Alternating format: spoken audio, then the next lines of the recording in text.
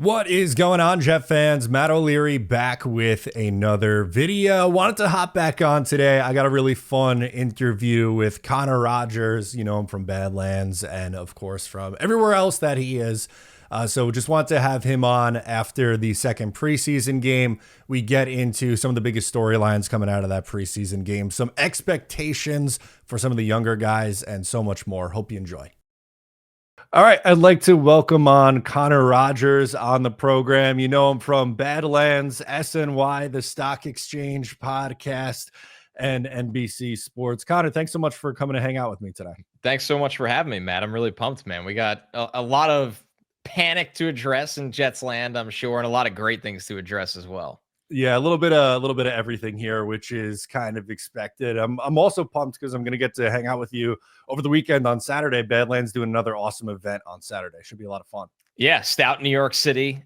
Saturday, we'll be rocking all afternoon. My Twitter, the Badlands Twitter, Joe Caparosa's Twitter. If you want to find a pathway to get tickets, there's open bar tickets. There's just entry tickets, whatever kind of everybody wants to rock with. But we're going to have a ton of amazing guests. Really glad you're going to be there. A ton of crazy Jets-related giveaways. We're giving out sweet tickets to Jets Bucks down in Tampa. So it's going to be a really good time. Yeah, absolutely. And, you know, we just were talking before we hit record here. The swing of emotions been kind of crazy here from Jet fans over the last couple of weeks. So obviously nice performance against Green Bay. Not so great coming up against the Giants in week 2 of the preseason. What do you make of all this? The highs and lows of preseason, you know, it can lie to you. It can instill fear in the fan base. It can instill hype, right? Look at like the Giants right now watching Jackson Dart against backups. And that's not to throw any shade at it. Jackson Dart played very well. But you know, it gives you a lot of excitement. We've all been there before where, you know, there's like, I always think of right out of the gate, Sauce Gardner just looked so good. And that's one of those moments, like from almost like the day he stepped out onto the practice field. You're like, is he really just this good, this fast? And he was.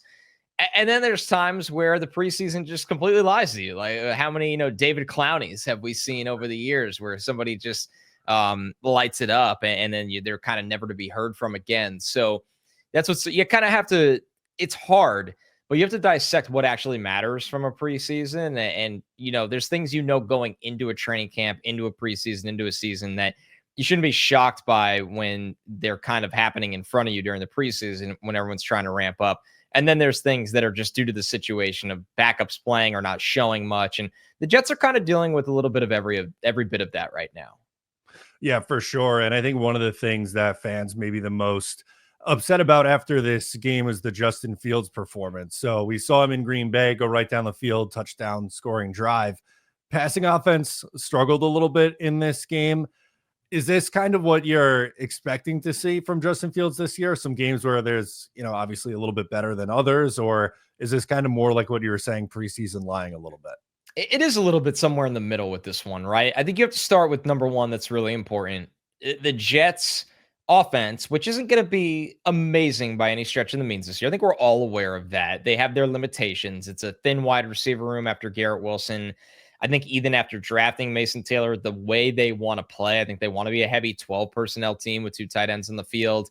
They're not very deep at tight end right now. Stone Smart's more of a specific role player. They were hoping to get more out of Ruckert this summer, which I saw your breakdown of how that's gone as well. And I agree with you. It just feels like we were hoping for more, and we haven't gotten that just yet.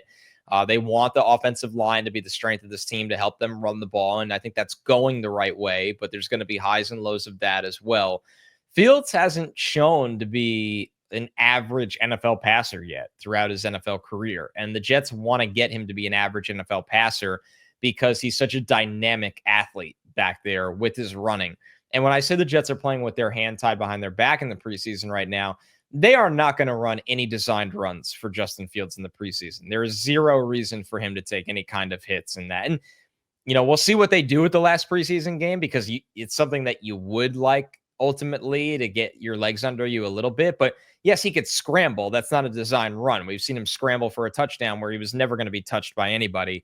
But the actual zone read plays, the ability for the quarterback keeper, a quarterback draw, they're being a little careful with that. That has to be a massive part of what they do on offense for them to succeed because teams know the Jets are not going to be a not only high volume, but high quality throwing team. After Garrett Wilson and Mason Taylor, they are limited in their pass catching options. And I would put Breece Hall maybe even in that bucket as well. So with that, that means their run game has to be dynamic and varied and creative. And I think we're seeing the balance between Breece Hall and Braylon Allen. I think we're going to see them have a pretty, varied scheme as well. But they also need Justin Fields to be a threat as a runner, and he's not doing that in the preseason. And that's going to open up things for him in the pass game. So I just don't think we've seen enough yet to make a decision of, hey, this is going to be a disaster, or hey, this is going to be the next Baker Mayfield or Sam Darnold, which is always a little ridiculous in the first place. But I think it's just a little overreactionary at the time. Yeah, I'm with you, right? And like, we're really, in my opinion, I think we're kind of overanalyzing 3 drives here. This is all we have. That's all you're working with so far. My opinion hasn't really changed off of what we've seen in the first, 2 games here. Cause like you said, you're not really seeing the full offense in full effect. Like you mentioned, the designed runs with Fields, obviously not doing that in a preseason game. The one thing I would like to see, because there was one on an out route to Garrett Wilson in the first game, I would like to see him kind of get on the same page with Garrett. I agree. That's the one thing that kind of stood out to me, where I don't know if we've seen that yet, at least in the preseason games. And he had the ball on third down that, I get why the broadcast team was like, oh, it was a nice play by Cordell Flott, but the ball needs to be in front of Garrett Wilson, and he probably catches that ball for a first down. And if the Jets then score inside the 15-yard line, you and I might not even be having this conversation. But instead, it's not a good ball. And it allowed the slot corner to make a play on the football. And the Jets ultimately are stopped on third down, and they put the special teams unit on the field. So, which kind of brings you to another thing. Like, this is a team that they kind of need all 4 downs a lot more than other teams. And I think they're going to utilize that. I think they're going to look at themselves and go, okay, we're going to go for it on a lot of 4th downs in comparison to the rest of the league, which the staff knows coming from Detroit.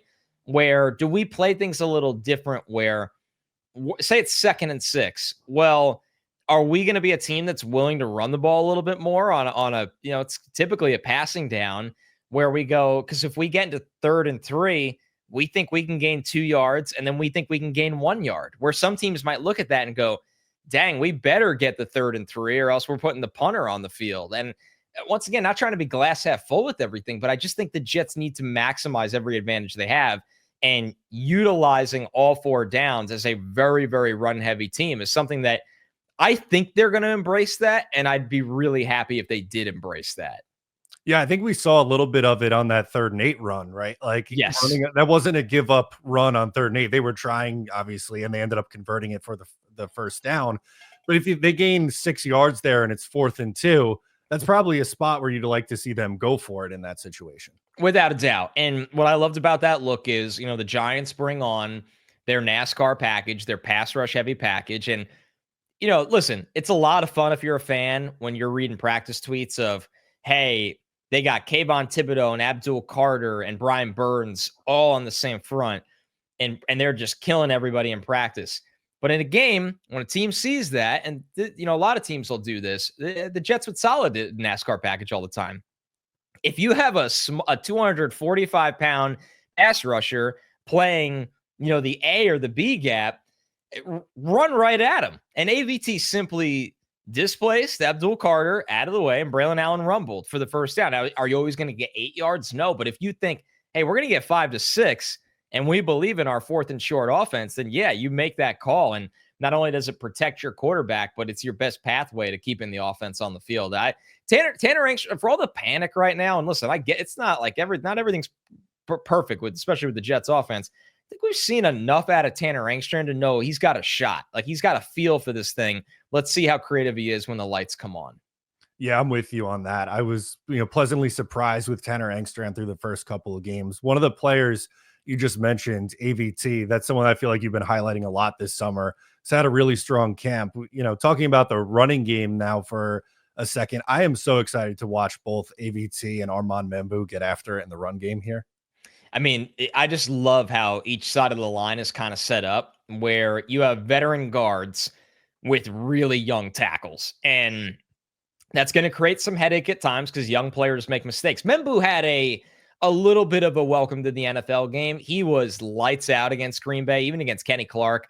And then against the Giants, he had some tough moments, and that's going to be expected for a rookie tackle, especially against a good front.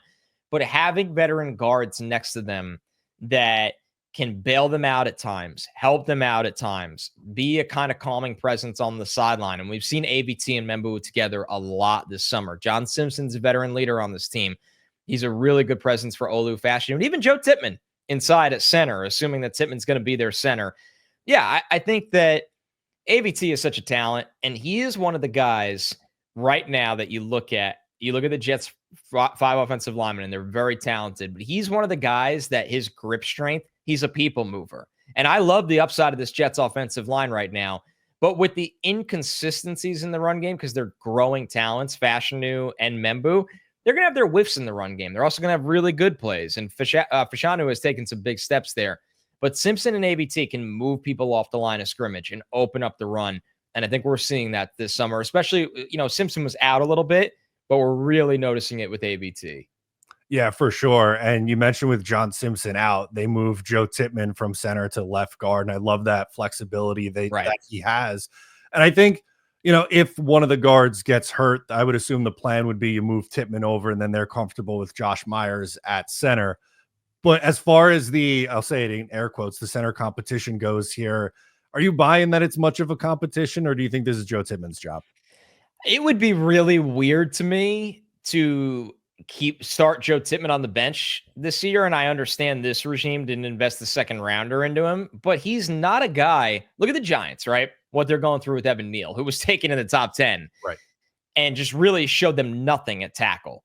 They are playing him at guard right now, just praying they get some kind of return on investment, even if that's a mediocre starting guard. That's the situation right now.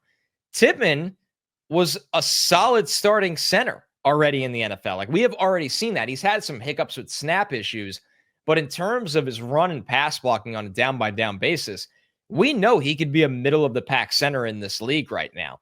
So they're not trying to get any kind of return on investment for a failed draft pick. And so I think it comes down to a couple things. One, like you said, you have two guards that could be a little injury prone, right? Simpson is a guy that might be unfair to say, but he's been out a couple weeks this summer with the back injury. Hopefully they're just being cautious, but a veteran. AVT, I love him as much as anybody. He's one of my favorite draft picks they've made in the last couple of years. He is injury prone. He's had some really, really bad luck with injuries. So getting that, having the ability to have a guy that could slot in a guard with one of those injuries in Tippmann, and you feel like you can get serviceable center play with Myers, that would be a positive. As for the competition, to me, it always felt like a situation where they wanted to convince Myers to come here. He didn't cost much. He has not been great, but he started a lot of games in the NFL where backup NFL offensive linemen, there is a steep drop off. So they felt like we need to get somebody here that's at least serviceable. And maybe that's what they had to kind of offer him. And they are giving him a fair look.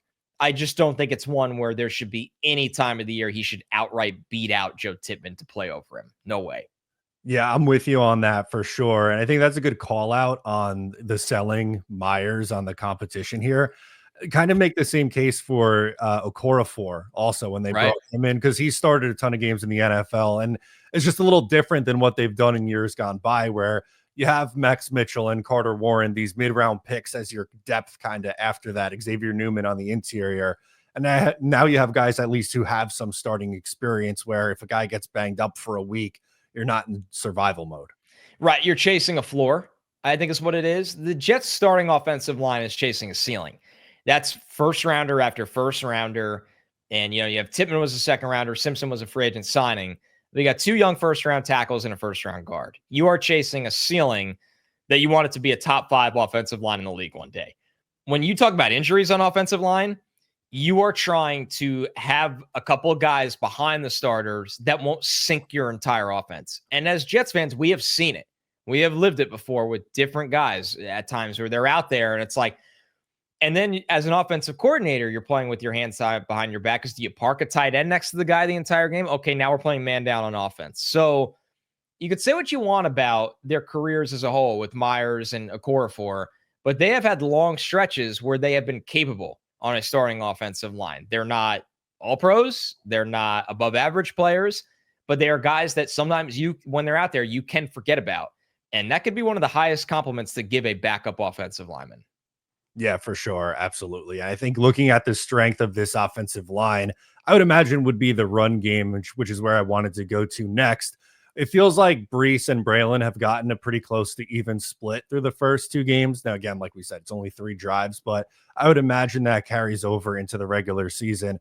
I know there's a ton of hype right now around Braylon Allen, but how do you feel about Brees Hall? Are you on the side that, yeah, the Jets maybe should be looking to move him right now for draft capital, and you're open to the idea of giving Braylon Allen the role, or are you holding on to Brees here? It's one of those weird ones where I'm in the middle. I'm not trading him right now. I don't think this team needs to be losing any offensive playmakers right now. And I know some people counter, is there a move out there that you can get an upgrade at wide receiver 2 for Brees Hall? If that move exists, okay, we could have a conversation. This is the NFL. It's not the NBA where you see these player for player trades all the time that, hey, this team, they were too jammed on the back end, their backcourt, and they need to get bigger. And, the trade is even enough that it makes both sides better. You don't see a ton of it in the NFL. It's probably something that this GM should get a little bit more creative and try to do. But so that's a different conversation. But to just outright trade Brees for what, a 4th round pick right now? No, because this passing game needs as much juice as it can get. And Brees, as a screen and outlet player, is a difference maker in the pass game. And they are going to utilize 2 running backs consistently. Once again, they come from the Lions' approach of they have the explosive playmaking talent of Jahmyr Gibbs that can give you everything on all 3 downs. And then they have somebody that could just outright bang between the tackles and punch in touchdowns, and David Montgomery, that the Jets think Braylon Allen could be that. So it could become scary really quick, right? Like, think of the world where, and we've seen this already, think of the world where the Jets trade Brees for a 4th round pick because they go, we're not going to re-sign him. He's not going to factor into the comp pick formula enough. We'll take the 4th rounder now because he's not a part of our future. Okay.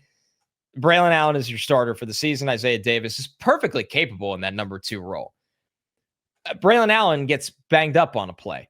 So it's Isaiah Davis and Donovan Edwards maybe stuck around on the practice squad. Some people might like that. I don't like the sound of that, right? It's just, you become so fragile at wide receiver 2 and beyond, and then running back 2 and beyond. I think that is not a good way to live as a coaching staff. And I don't think Muji could do that to them. No, I'm with you. And with what I think Brees is going to do in this passing game, like, honestly, there's probably a world where he finishes 2nd behind Garrett Wilson in targets. Good chance. Right. Him or Mason Taylor, right? Yeah, I think it's one of those 2 guys. And with Mason Taylor being a rookie, I'm going a little bit more apprehensive there with my predictions on him. I think he's going to be a player, obviously, but I think with Brees' history, he probably ends up as the number 2 guy. You can maybe like Braylon more as a runner, and I've seen that argument made. But again, even if he's not a part of their future, I feel like it's too much of punting on this year. And we've already seen the complaints about Justin Fields in the passing attack. If you're trading Brees Hall, I think that's only making it worse. Right. So everybody loves to talk about, hey, run the ball 70% of the time or whatever you think it may be. What people don't realize in that, and I'm with them, like, run the ball. I will take a boring but competent team. That's fine. We lived that in 2009, 2010 at times. 2010, a little more juice, but it's a different combo. But these guys are going to get banged up. They're going to get hurt. I'm sorry. Like, it's not a fun conversation, but no team goes out there and runs the ball at that volume and doesn't deal with injuries. I mean, David Montgomery missed plenty of time last year for the Lions. Like, somebody will get banged up. It's a violent physical league. And when you are running at the rate the Jets expect to run at, which is a top 3 in the league, in my opinion, I think they'll finish in the top 3 in rushing attempts in the league. You're only increasing the odds of injury. And that's the game. That's fine. You're not going to shy away from that. But you need a 3-man depth chart that you believe. You need to go look at number 3 on your roster and say, our number 3 is Isaiah Davis. Can we trust Isaiah Davis on any given week to handle 15 touches? Yeah, we can. Can every team in the NFL say that about their number 3 running back? No, they can't. But they're not built the same way. They don't have the same outlook on how they're going to be week to week as the Jets are. So I think specifically for the Jets, it would be kind of foolish to move on from Brees, barring some surprise creative trade that we just don't see enough of in the NFL. And not to go too much down memory lane here, but you brought up '09. That team ran the ball more than anybody, and they had, three backs. Leon was there in the beginning of the year, and then he gets hurt, and Right. then that's where Sean Green comes in, and we know how that year finished for him. And it felt like, people could look back at Sean Green now and kind of forget when Sean Green got involved in that offense, it felt like a prospect coming up in baseball and just giving the team a spark. Yeah. That's really what it felt like, or even in hockey as well. Like it had the same feeling of like, oh, when he gets the ball, it feels a little different. Like he's got fresh legs. He's ready to kill anyone in front of him and just lower his shoulder. And nobody wants to tackle him because he's fresh and ready to roll. And, that matters a lot on the running back depth chart. Yeah, we were talking about the lack of weapons on this offense, and I'm kind of curious what you think this wide receiver room ends up looking like after we know Garrett Wilson's the number one. They love Josh Reynolds, what he can give them in this offense, but what's the rest of this room looking like? It's everybody's golden question right now. Is Lazard going to be hurt to start the year? Because if it was just simply on paper, Garrett, Josh Reynolds, and Lazard, they like the blocking / possession ability of Reynolds and Lazard, that they would live with them out there. And then they'll rotate in Arian Smith to give them a vertical threat, but they don't want to put a ton on his plate right away. If Lazard is hurt, does Tyler Johnson just step into that role? He can handle it from a possession standpoint, so probably. I think ultimately it's, even if Lazard is hurt, it's Garrett Wilson lives on the field, Reynolds and Tyler Johnson. And then they want Arian Smith to be able to stretch the field. I don't know if they think he's ready to be out there when they run the ball. I really don't think he is, and they probably know that. That's why he hasn't gotten a ton of run with the ones. And then he's just got to continue to finish more plays. We saw the roller coaster of the second preseason game. He's got to finish more plays. And then also does Brandon Smith and even like Quentin Skinner kind of make this charge? My thing is, like, what more can you ask of those guys this summer to not at least give them a role on the roster or give them a look? So I think they have looked at the wide receiver room, though, as a floor situation where they want guys that can simply block and catch the ball in the short area. And it's going to create limitations on their offense. But this is the roster they built, man. Like they didn't go out and sign a receiver or trade for one or draft one really early. And even the one they took in the 4th round in Arian Smith, while he has tantalizing speed, he's a project in a lot of areas that it's not even fair to go, hey, Arian Smith, you need to be the number 2 in September. Like that's not realistic to ask of any 4th round wide receiver. So especially one with his skill set, but also some shortcomings right now. So yeah, I think the boring answer is it's Garrett Wilson, Josh Reynolds, and Tyler Johnson if Lazard is hurt. Yeah, without a doubt. And I love how I asked you about wide receiver and Malachi Corley's name didn't come up. And that's how I think it should be, by the way. I don't think he's on the team.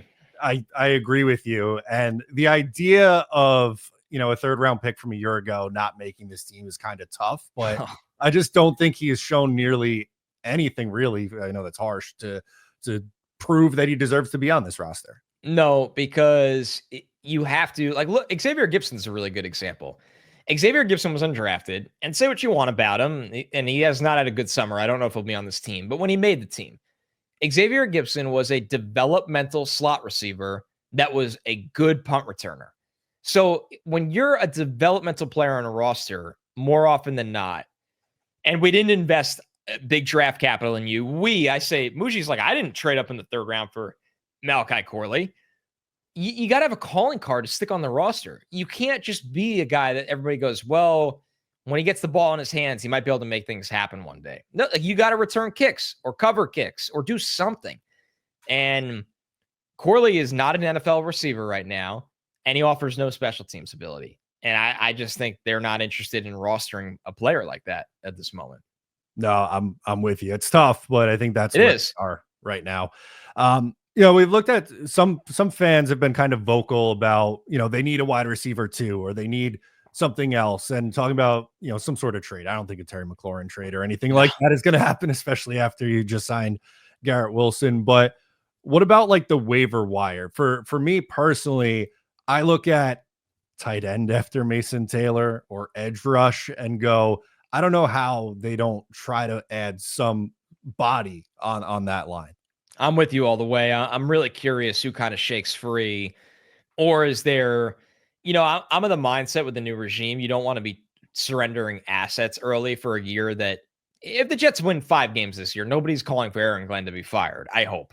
But there might be a move out there that, hey, do we move a 7th rounder to a team for a guy that we think is a starting caliber player on our roster? And starting caliber can be a tight end 2. It could be a wide receiver 3. Like, those guys play a lot of snaps. So they could track something like that. I thought for a while, like, does a veteran edge rusher while Jermaine is coming back make sense? Because Clowney made some sense to me.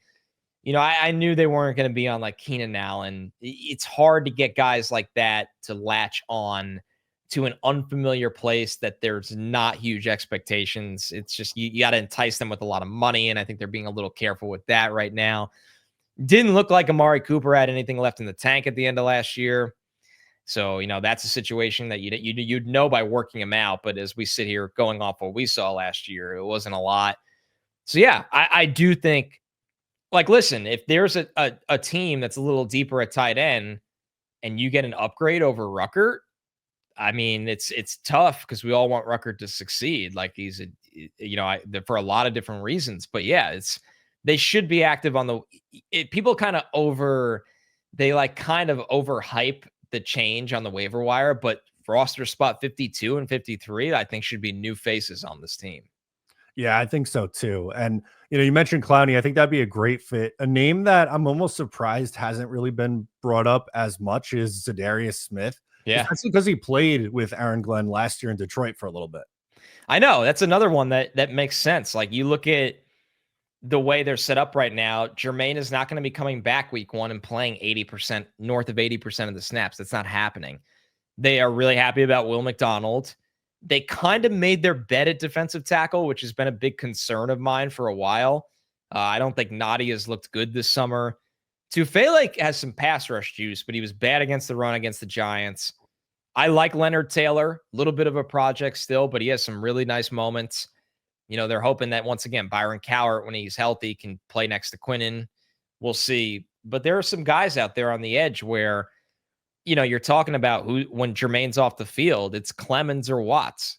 Like, we all know sitting here that Zadarius Smith or Davion Clowney, even at this stage of their careers, are significant upgrades in that area.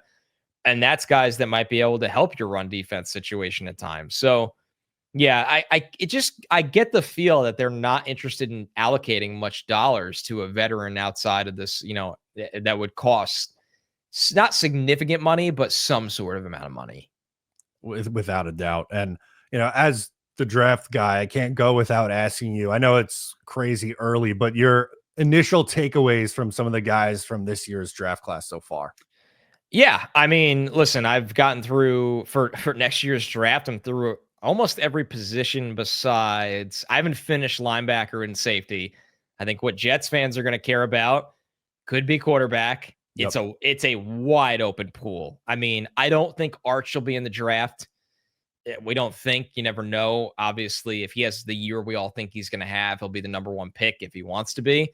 But then you have like Garrett Nussmeier from LSU and Drew Aller from Penn State and Lenora Sellers at South Carolina. There's a lot of big names that need to go out and have a big year to be a first-round quarterback. So Jets fans will be watching them.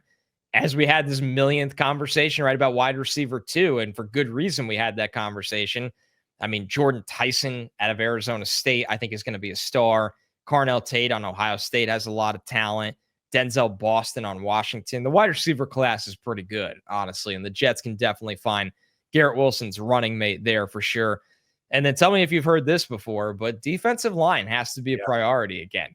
And this D tackle group to me is just freakish at the top. Peter Woods from Clemson, Caleb Banks from Florida, Christian Miller from Georgia. My personal favorite, not the top guy, but I just like him. Dominique Orange from Iowa State. His nickname is Big Citrus. So, yeah, I like this group. I think there's a lot left to be played out because it feels like there's tons of guys that are on the cusp of having that big year that propels them into round 1. But, the good news is, while there's not any slam dunk quarterback at the moment, if Arch doesn't declare, wide receiver and defensive line look pretty deep. And I think the Jets will be scouting those areas pretty heavily this year. Yeah, without a doubt. It's going to be a fun one, something we'll have to keep watch of throughout the season. Connor, I appreciate you coming to hang out for a little bit, and looking forward to Saturday again. It was a great time last time at Badlands event. Thanks so much for having me, dude. Saturday at Stout in New York City near Grand Central. It's going to be a blast. Looking forward to seeing you, and thanks again. Absolutely. That'll do it for us. I'm Matt O'Leary. He's Connor Rogers, and we'll catch you next time.